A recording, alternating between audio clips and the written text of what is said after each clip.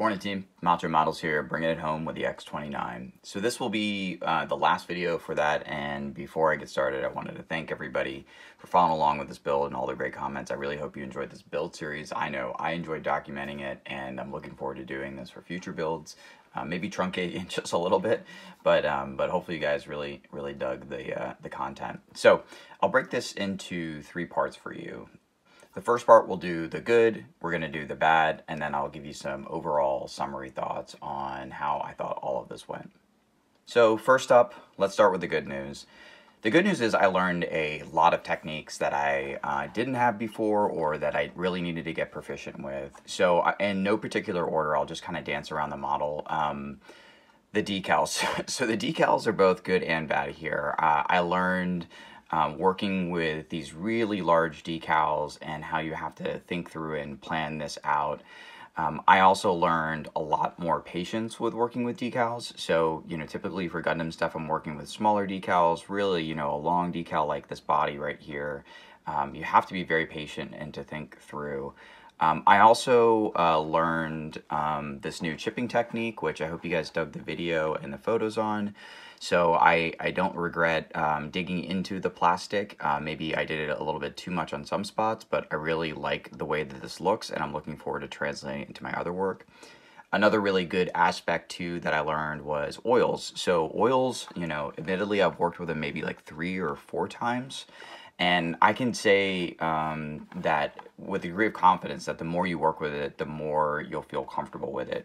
And I definitely feel a bit more comfortable with it. I also like a lot of my oil streaking. I think in the past when I look back on my oil streaking, I was like, that's a little heavy-handed. I'm starting to kind of warm up to it a bit more. Another good is I almost neglected it looking down here at the base. So I learned how to do a resin pour. It's not the most perfect pour, but I'm really happy with how this turned out. And from a vision perspective, this is kind of what I had pictured in my mind when I set out to do this build. And I think accomplishing something that you previously had envisioned to a certain degree, it is an excellent win. So I was really happy to get this resin build done and to learn that skill. And I'm looking forward to folding that into other projects as well. Another huge good, I wasn't even thinking about this too until I paused a moment ago, is building aircraft. So this is my first aircraft. And some of you guys who know me personally, I'm a big aircraft nut. So full disclosure, I am in the Air Force. I did used to fly a while ago. I was a navigator on a surveillance aircraft, and then I transitioned into the office life. And yeah, I've always had a huge affinity for aircraft. I love the X-29. It's certainly, for any of you guys who are also aircraft buffs, it is not a combat aircraft, but under the circumstances of UN Squadron Area 88, Shin Kazama took this into combat. So this was super fun. I had always admired seeing aircraft builds at IPMS, and I'm curious to see how this is going to be received by those folks. I'm sure they're going to welcome me and be like, wow, that's really cool and neat base. The however is, and why don't we go ahead and use this as a segue to get into the bad. So before I launch into the bads, these aren't really bads. It's just these are, areas for improvement. And am I beating myself up? Absolutely not. This was, again, a great learning experience. But with that, let me just go ahead and dive in. And I'll start from front to back on this one so I can kind of walk through it a little bit more sequentially. So I fully don't expect this to place at IPMS. It maybe will get a 3rd, but from the basics, I definitely missed a lot of basics, and I'm happy to point them out to you guys here. So from the front, you can see where these 2 decals do not meet. There is a split right there, and if I was a judge, that would be one of the first things that I caught. The second thing, if I walk it back here, you'll notice that this decal on this side is not equally placed to this decal on this side. This is pure laziness on my part. I was probably just really scoped in on the moment, or if you guys go back and watch my decal video, I kind of talked to, this was the first thing I jumped into after Frank was born, and I don't really know if I had my head in the right place when I started putting down decals, and certainly when you get into decals, you really want to be patient and think through it. Walking it back a little bit further into the canopy does not look the best either. You can see over here, like it's not matched up well.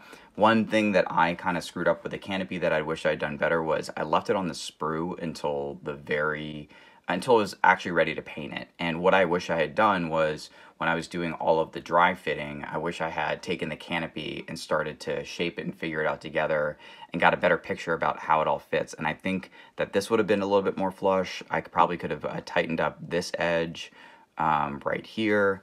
And then also the painting, like I thought my masking when I put it down was pretty good, but then lo and behold, the masking is pretty junky. And you know what, if I'd spent a little bit more time, I probably could have fixed that up. The other big lazy part too with the canopy that I wish I had done better was, if you look at it up close, it's kind of hazy. I have tons of sandpapers, and I've done this in the past with other clear parts. I wish I had taken the time to sand it a bit more and then dumped it in future, so it would have come out a heck of a lot clearer. You know, admittedly, that's the fun part about weathering, is like you can, yeah, yada yada yada, it's combat damage. But I wish I'd spent a little bit more time with this.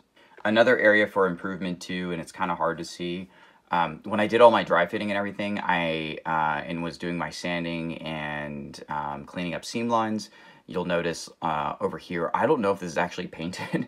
I think it is. It kind of looks like a white grayish part, but I might have missed that edge. And I caught this edge, but this was at the last second when I had painted it. So I snapped it and I painted the body at the bottom and the top. And then when I came back, I realized I hadn't painted the side parts right here. So that was a glaring omission. And then same thing back here to the rear. I forgot to get rid of a mold line right here. And a really simple trick, I don't know if you guys watch, it's called, I think it's the Scale Model channel, where it's the guy who paints the cars, but he like does it set to music and it's super chill. He takes a Sharpie before he even does any of his cleaning up seam lines or mold release lines, and he marks everything on the model, right? And I know he does that, and I think I've done that in past builds, and I really wish I had done that when I did my dry fit. It would have saved me a ton of time. I was going back, I think one of the first things I did was, when I came back to this model, I had to clean up like 4 or 5 areas, and that cost me like a week or two of just masking, painting, you know, sanding, etc., when I could have taken care of it all up front.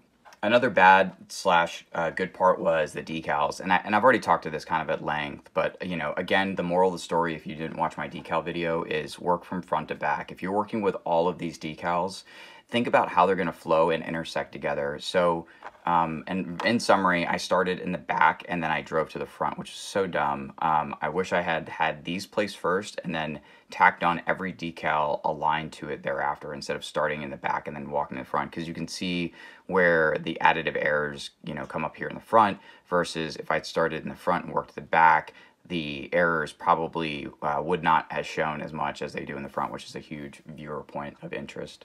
So I pushed in a little bit tighter to talk to this, and I don't know if it's super visible. It probably isn't. And actually, now that I kind of, actually I caught it. Here's a really good note. So another piece too is my prep work. So you can see where this little area right here along the body, where it's like kind of rough and sandy. You can tell where like oils had picked it up. It was kind of present, and oops, it's there too. Yeah, what do you know? So what that is, to my best understanding, is that when I put my primer down, I probably did not. I sanded this part of the wing, but I didn't sand this part of the wing. And then same thing over here too, right? I didn't sand along here. So the body, you typically want to sand with like a 600 grit sandpaper, right? Just go over it and make sure there's absolutely no imperfections, and then from there take a tack cloth, a blower, and then make sure the surface that you're working on is ice clean. You know, if you want to go above and beyond, you can certainly put it into a microscopic cleaner. However, I'm lazy. I don't know if I'm going to be ever doing that, or maybe I will change some of my practices. So the other piece with that is that you want to sand with 3000 on top of the primer. So once the primer is sanded, then you can put down. Ideally, that's where you'll get a really nice finish, versus if you can notice here, like these little pocked areas where you can see that the paint raises. It's actually really apparent over here when I kind of come around to other parts of the aircraft. So paint prep was a really, really big one. On Gundam and other stuff, I don't know if it necessarily plays into it too much, since the surfaces aren't so big, and I really haven't had too much of an issue with this. I mean, the other piece too is like spraying with white. But yeah, I wish I'd done a little bit more paint prep. Another piece with paint, a big part of the first series was doing black basing. And another bad part about this was I definitely covered over the black base. I can kind of barely see my work underneath here. And that was a result of me not stepping back from my work and just being patient with it. I was too eager for this white to come through. And the other piece was when I did my black basing, I probably used a gray that was too dark. I should have used a lighter gray to have the white paint show faster versus continually layering white paint over there and waiting for it to come up. Okay, and the last bad part, I know I have a lot of complaints about this, but I'm hoping you'll learn and or can commiserate with me equally, is this tail section. This was so freaking dumb of me. So when I put this large decal down, there's a lot of parts of it that were fraying, and being the impatient butthead that I was, because I was really frustrated with how all the decals went down, I was like, I just want to get this damn thing done. I took a damn lighter to it to seal up these edges. That is so dumb. Don't ever take a damn lighter anywhere near your model. The flame is, you can't control it, and as a result, that's why I weathered this rear section, and this part of the weathering kind of looks like ass in my mind. I took a lighter to it and it ended up melting this, and then of course the decal melted too. So obviously if I had just hung out with it and used more micro set, and or if I had taken a little bit more time when I put it on and trimmed the decal, or just waited for the decal to dry, and then I ended up doing this on some parts and using a medium grit sandpaper, I could have pulled it off, and then I ended up just painting the areas where the white showed through. That would have been better. Anything other than a lighter. Don't use a damn lighter on your model ever. That was so stupid of me. Okay, closing ceremony. We're gonna be done here with the X-29, I swear. So final thoughts. I'm happy with how this turned out. I really like the dynamism of the model. I like visually. I think it's a fun model in itself. If I walk by it, I would stop and take a look, and then I would look closer and be like, what's up? Man, this guy is all jacked up. But, you know, hey, there's some interesting things here, and I don't think I've ever seen this type of weathering. So I would give this probably like a 10-second or 15-second look if it was on the table. But more importantly, I'm glad that I crossed over into another realm of modeling. So I've done a ton of Gundam, I've done a couple cars. I really wanted to get into aircraft, and I'm glad I did it.